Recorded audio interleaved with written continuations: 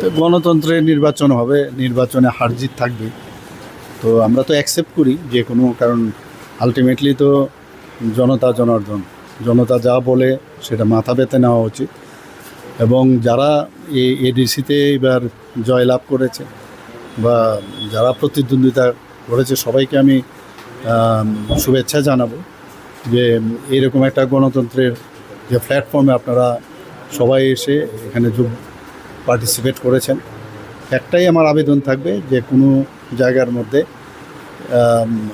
কারণ ইলেকশন আসবে, ইলেকশন যাবে, কিন্তু কোনো জায়গায় যেন কোনো অশান্তির বাতাবরণ না সৃষ্টি হয়, এই দিকে একটু নজর রাখবেন।